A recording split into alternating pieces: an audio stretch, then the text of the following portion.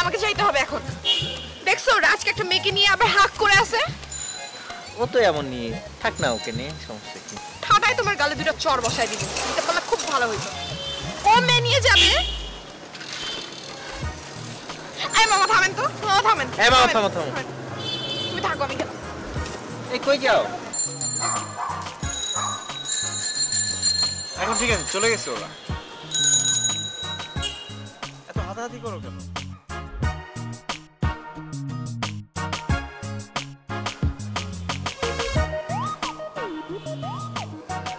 রাজ, রাজ, কি মামা? একটু এদিকে আসবি?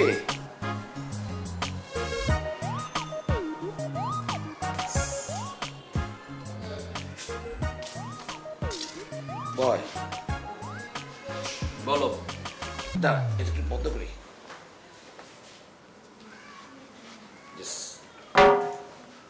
তোর জন্য একটা সুখবর আছে।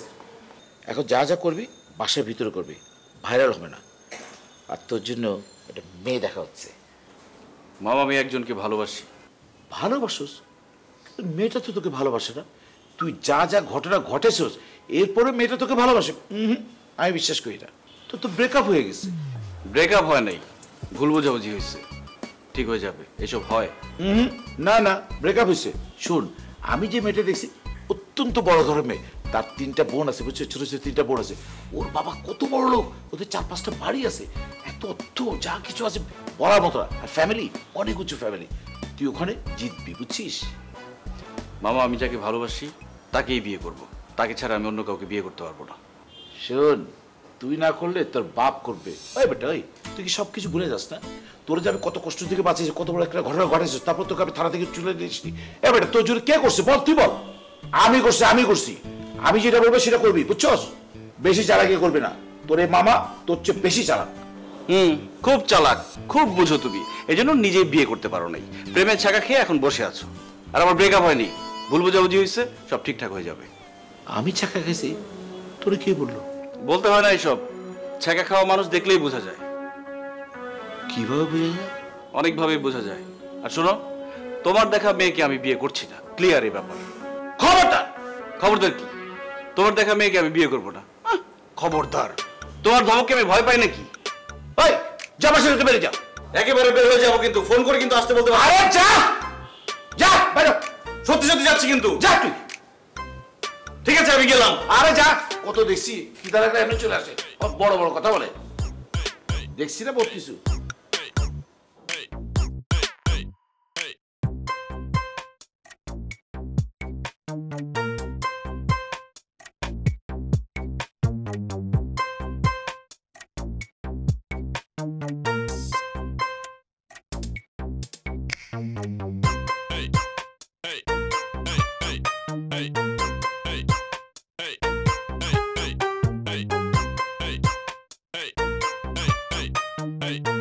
কি করবো আমি বুঝতেছি না। ভাগিনাটাকে নিয়ে রাজার মা পরশু দিনে ফোন করছে, কালকে রাজার বাপ ফোন করছে। এই পোলাটা নিয়ে তো বড় ঝামেলা আছে, হজম করতে পারতেছি না তো।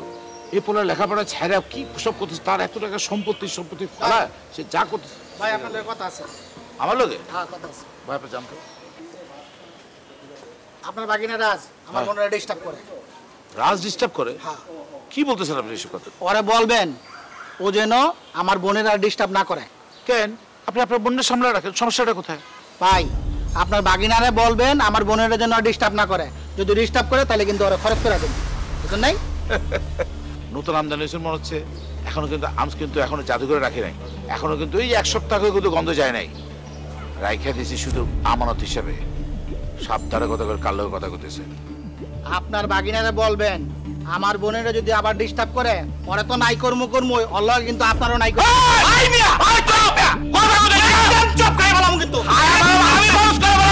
সাবধানে কথা কও। বাগিনা ঠিক রাখেন দিয়া।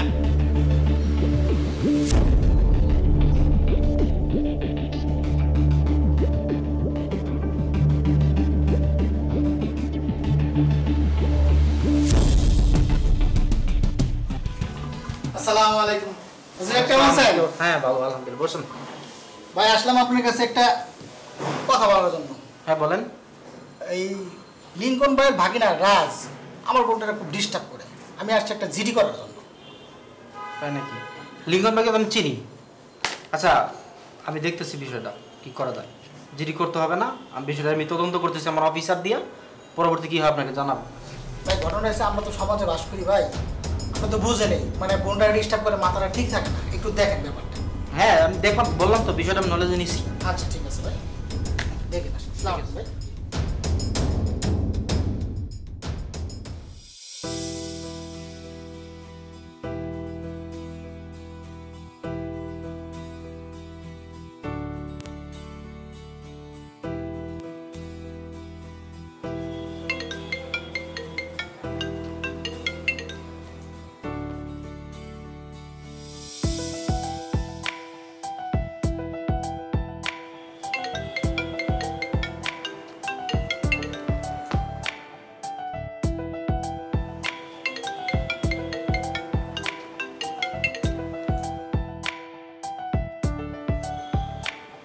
আমি বলছি না বারবার ফোন দিবা না।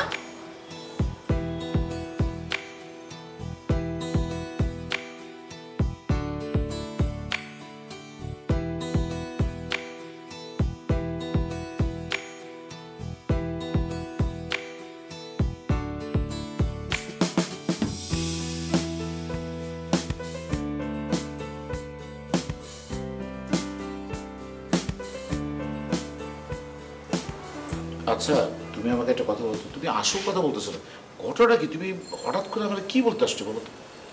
না ভাই, আসলে দেখেন, আপনাদের শুভাকাঙ্ক্ষী আমরা, কিন্তু আপনার বাগিনার কাজ কাম ভাগিনা কি শো কি করছে? না, ও আসলে দেখেন বাহির থেকে ছেলে ফেলে আইনা হ্যাঁ, নেশা টেশা করে কি বলো? মানে নষ্ট হয়ে যাইতেছে মনে হইতেছে ভাই আমার কাছে।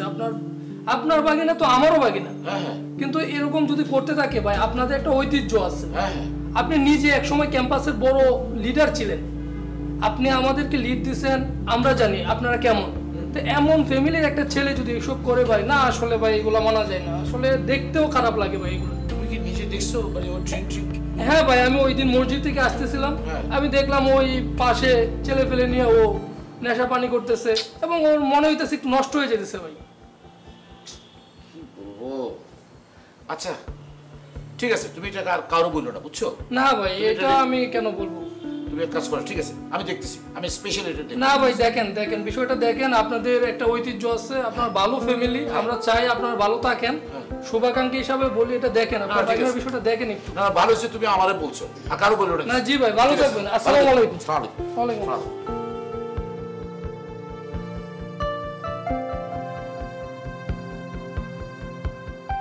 ছাত্র জীবনের অনিয়ন্ত্রিত জীবনযাপন আমাকে জীবনের শেষ দিকে বিপদে ফেলে দিল। আমার জীবনের যোগ বিয়োগের হিসাব আমি কোনো মতে মিলাতে পারছি না। আমি এত ভালো ইউনিভার্সিটি থেকে পাশ করার পরও আমি জীবনে কিছুই করতে পারিনি। আমি কখনো আমার ভাগিনাকে আমার পথে হাঁটতে দেব না।